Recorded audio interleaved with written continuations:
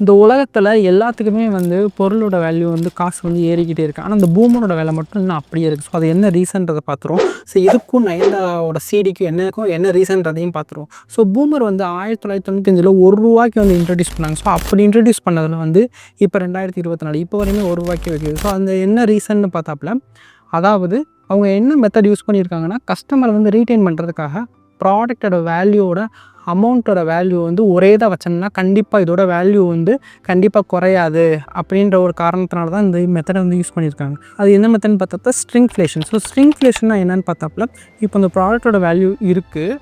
So இந்த வேல்யூவில் இதோட குவான்டிட்டியோட அளவு மட்டும் குறைக்கிறது. அதாவது 6.7 கிராம் இருந்த இந்த பூமர் வந்து இப்போ 3.5 to 4 கிராம் தான் இருக்கும். அதாவது ப்ராடக்டோட அமௌண்ட்டை வந்து அதே வச்சுக்கிட்டு அந்த ப்ராடக்டோட குவான்டிட்டி அளவு வந்து குறைக்குது. அதாவது ஸ்ட்ரிங்க் பண்ணுறது. ஸோ அதுக்கு பிறகு ஸ்ட்ரிங்ஃப்ளேஷன். ஸோ அப்படி இருக்க அந்த பூமர் வந்து என்னடா அது பூமர் மட்டும் தான் சேஞ்ச் ஆகிருக்கா அப்படின்னு பார்த்தாப்புல அதான் இல்லை. மில்க் பிக்கீஸாக இருந்தாலும் சரி, டைரி மில்காக இருந்தாலும் சரி, மேகியாக இருந்தாலும் சரி, ஸோ இந்த மாதிரி எக்கச்சக்க ப்ராடக்ட், அதாவது 90s கிட்ஸோட மொத்த ப்ராடக்ட்டுமே இப்போ ஃபுல்லாமே இந்த ஸ்ட்ரிங்ஃப்ளேஷனில் தான் இருக்குது. ஸோ அது என்ன ரீசனில் இருக்குன்னா, நம்மளுக்கு அது பிடிக்கும், அதை வாங்குவோம், அதே ரேட்டுக்கு தான் வாங்கணும்னு ஆசைப்படுவோமே தவிர்த்து அதோட குவான்டிட்டியை வந்து நம்ம கண்டுக்கிறதே கிடையாது. சொல்லப்போனால் இப்போ மில்க் பிக்கீஸாக இருந்தாலும் சரி, ₹5 டைரி மில்கோட ஆக்சுவல் சைஸ் வந்து இது, பட் ஆனால் இப்போ விற்கிறது இது.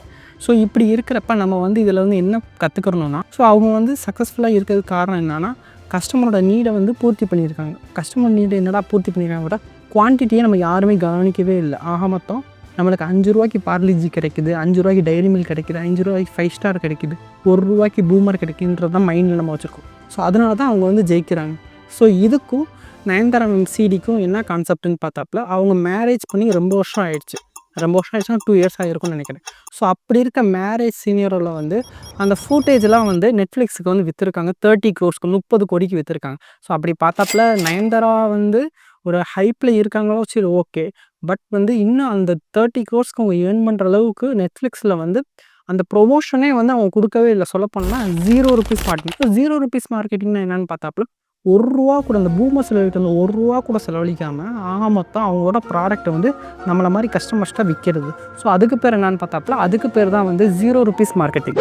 ஸோ ₹0 மார்க்கெட்டிங்னா என்னென்னு பார்த்தாப்புல, ஒரு சின்ன ஒரு இஷ்யூவை வந்து க்ரியேட் பண்ணாப்புல, அதாவது சொல்லப்போனால் சர்க்கார் விஜய் சொன்ன மாதிரி தான். அதாவது ஒரு சின்ன ஒரு நெகட்டிவ் வந்து ஸ்ப்ரெட் பண்ணோம்னா அது வந்து பயங்கரமாக பரவும், சோஷியல் மீடியா ஃபுல்லாக பரவும். அந்த டாக்டிக்ஸை அவங்க பயங்கரமாக யூஸ் பண்ணி, ஸோ இந்த மாதிரி ஒரு சின்ன 3 செகண்ட் சீனுக்கு வந்து தனு சார் வந்து இந்த மாதிரி கேஸ் போட்டாங்க. ஒரு 10 crores வந்து கேட்குறாங்கன்னு சொன்னதும் சோஷியல் மீடியாவை கங்குவாகவே விட்டுட்டு ஆக மொத்தம் இங்கே வந்து அடின்னு அடிக்க ஆரம்பிச்சிட்டாங்க. ஒரு 3 செகண்ட்ஸ் 10 கோடி.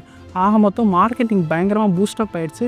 இந்தியா ஃபுல்லாக ட்ரெண்டிங்லேயே போயிடுச்சு. இது என்ன கல்யாணம், எப்போ டாக்குமெண்ட்ரி, ஸோ அப்படி இப்படின்னு பயங்கர க்யூரியஸாக இருக்கிறப்ப நெட்ஃப்ளிக்ஸ் அப்புறம் தான் ரிலீஸ் பண்ணியிருக்காங்க. ஸோ அதுக்கு முன்னாடி நெட்ஃப்ளிக்ஸ் வந்து என்ன சொல்லியிருந்திருப்பாங்க, என்னோடய இன்ஸ்டியூஷன் என்னன்னு பார்த்தாப்புல, அதாவது இப்போதைக்கு உங்களுக்கு வந்து மார்க்கெட் வந்து டவுனாக இருக்குது, ஏதாவது ஒரு உங்களுக்கு ஒன்று ப்ரொமோட் பண்ணுற மாதிரியோ உங்களை வந்து செலிப்ரேட் பண்ணுற மாதிரியோ ஏதாவது இருந்துச்சுன்னா அப்போ ரிலீஸ் பண்ணால் தான் அது யாரும் பார்ப்பாங்க. அப்படிலாம் பார்க்க மாட்டாங்கன்னா பார்க்குது என்னென்னா 30 கோடிக்கு வாங்கி எங்களுக்கு என்ன பிரயோஜனன்ற மாதிரி ஒரு சின்ன இஷ்யூ நடந்திருக்கும்னு நினைக்கிறேன். ஸோ அதனால தான் இந்த டாக்டிக்ஸை யூஸ் பண்ணி அவங்க வந்து இந்த மாதிரி கிளியராக வந்து அவங்க வந்து இதை வந்து ப்ரொமோட் பண்ணியிருக்காங்க. சைட் பை சைடாக வந்து ப்ரொமோட் பண்ணியிருக்காங்க. ஸோ இந்த மாதிரி ஐடியாஸ்க்கு நம்ம சேனல் லைக் அண்ட் சப்ஸ்கிரைப் பண்ணிக்கோங்க. உங்களுக்கு தெரியுமான்னு முதல்ல சொல்லுங்க.